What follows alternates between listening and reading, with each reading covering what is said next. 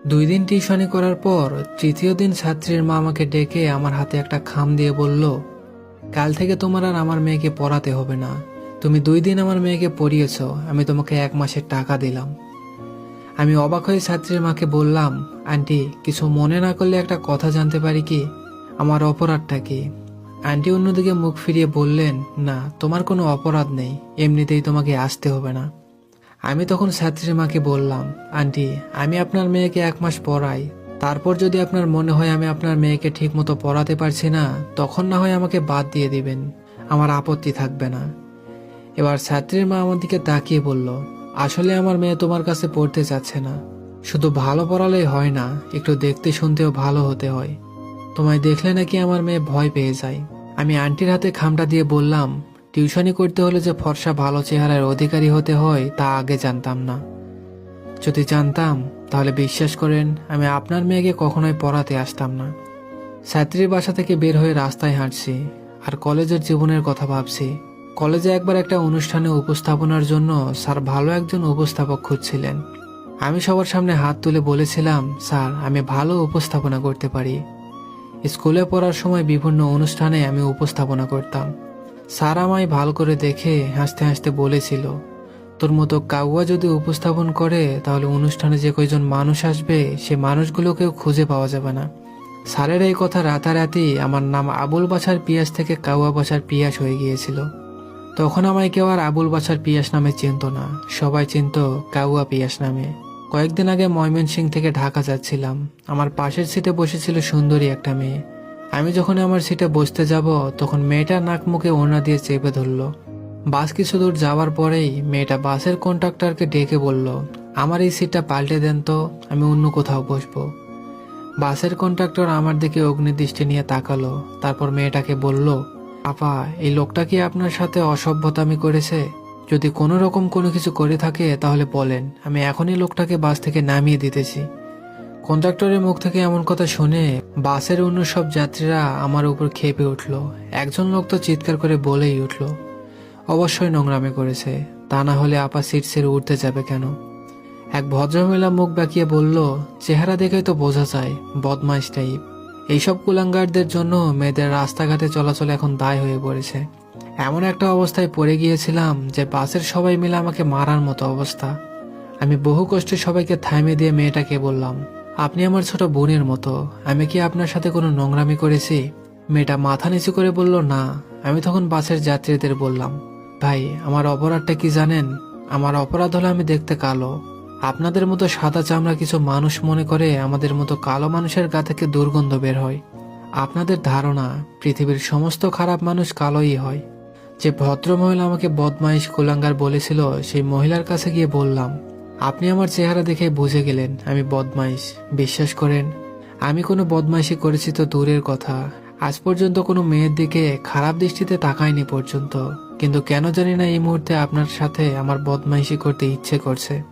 New মার্কেটে এসেছিলাম shopping করতে, এমন সময় আমার রুমমেট রাকি ফোন দিয়ে বলল, মেসে আসার সময় আমার জন্য দোকান থেকে একটা ফেয়ার অ্যান্ড হ্যান্ডসাম ক্রিম নিয়ে আসিস তো, আমি তোকে পরে টাকা দিয়ে দেব।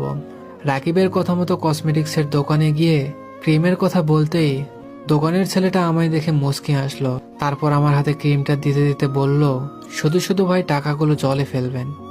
আপনার যে কালার, আপনাকে যদি 3 দিন 3 রাত হুইল পাউডার দিয়ে পানিতে ডুবিয়ে রাখা হয় তবুও আপনার কালারের বিন্দুমাত্র পরিবর্তন হবে না।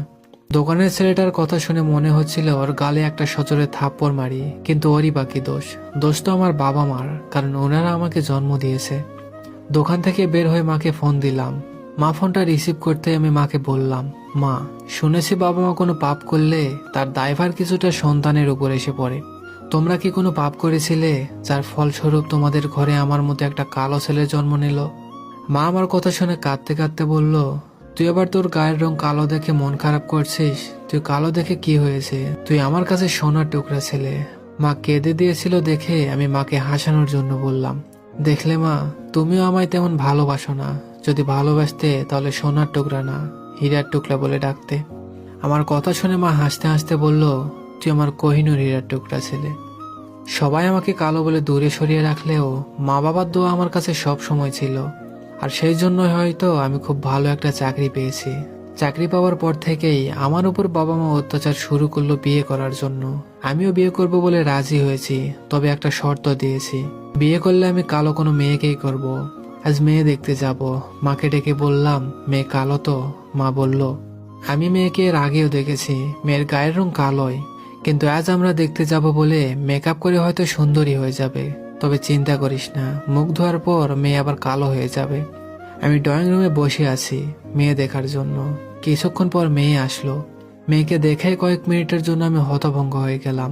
একটা মেয়ে কি এতটা সুন্দর হতে পারে? ভালো করে মুখের দিকে তাকিয়ে দেখি মুখে কোনো মেকআপ নেই, শুধু চোখে হালকা একটু কাজল আছে। মেয়ে দেখা শেষ হলে আমি মাকে আড়ালে ডেকে নিয়ে বললাম, মা তুমি না বলেছিলে মেয়ে কালো, এই মেয়ে তো দেখছি বেচাই সুন্দরী, শুধু সুন্দর না ভয়ঙ্কর রকম সুন্দরী। তোমায় আগেও বলেছিলাম আমি নিজে যেমন ঠিক তেমন মেয়েকে বিয়ে করব। আমার কথা শুনে মা বলল, আরে মেয়ে সুন্দর না, মেকআপ করেছে তাতে সুন্দর লাগছে। আমি মায়ের হাত ধরে বললাম, কেন শুধু শুধু মিথ্যে কথা বলছো মা? মেয়ে কোনো মেকআপ করেনি, এত সুন্দর একটা মেয়ে, হয়তো ও চাইবে যে ওর হাজবেন্ড যেন খুব সুন্দর হয়। আমার সাথে বিয়ে হলে দেখা যাবে মেয়েটা লাইফটা নষ্ট হয়ে গেছে, আমার সাথে একটা সেলফি তুলতে পারবে না, বন্ধুদের সাথে পরিচয় করিয়ে দিতে লজ্জা পাবে, একসাথে ঘুরতে লজ্জা পাবে। আমার কথা শুনে মা কাঁদতে কাঁদতে বলল, তুই কালো হয়েছিস দেখে কি তুই একটা সুন্দরী মেয়ে বিয়ে করতে পারবি না? আমি মাকে জড়িয়ে ধরে বললাম, না পারি না মা, একটা সুন্দরী মেয়ে কখনোই একটা কালো ছেলেকে বিয়ে করতে চায় না। যদি কখনো বিয়ে করতে রাজি হয় তাহলে ভেবে নিও, হয় মেয়েটা বাবা মায়ের চাপে বিয়ে করতে রাজি হয়েছে, নয়তো কালো ছেলেটা খুব ভালো ক্যারিয়ারে আছে সেজন্য রাজি হয়েছে। দুপুরে অফিসে বসে কাজ করছি, এমন সময় একটা অচেনা নাম্বার থেকে কল আসলো। আমি ফোনটা রিসিভ করতেই অপর প্রান্ত থেকে একটা মেয়ে বলল, আমি শ্রাবন্তী, কাল আপনারা যে মেয়েটাকে দেখতে গিয়েছিলেন আমি সেই মেয়ে।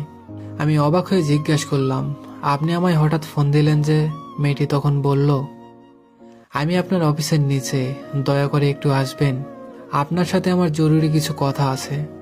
একটা রেস্টুরেন্টে আমি আর মেয়েটা বসে আছি। রেস্টুরেন্টের অনেকেই আমাদের দিকে হা করে তাকিয়ে আছে। আমি চেয়েছিলাম রেস্টুরেন্ট বাদে অন্য কোথাও বসতে, কিন্তু মেয়েটি আমায় জোর করে এখানে নিয়ে আসলো। কফি মগে মেয়েটি চুমুক দিতে দিতে আমায় বলল, সত্যি বলতে আপনাকে আমার প্রথম দেখাতেই ভালো লাগেনি, কিন্তু আড়ালে যখন আপনি আপনার মায়ের সাথে কথা বলছিলেন আমি আপনাদের সব কথাই শুনে নিয়েছিলাম। তারপর থেকেই আপনাকে প্রচন্ড ভালোবেসে ফেলেছি। 1 মিনিটের কথা শুনে যে কাউকে ভালোবেসে ফেলা যায় সেটা যদি আমার সাথে না ঘটতো তাহলে আমি হয়তো কখনোই বিশ্বাস করতাম না। আমি মাথা নিচু করে বললাম, তার মানে আপনি আমার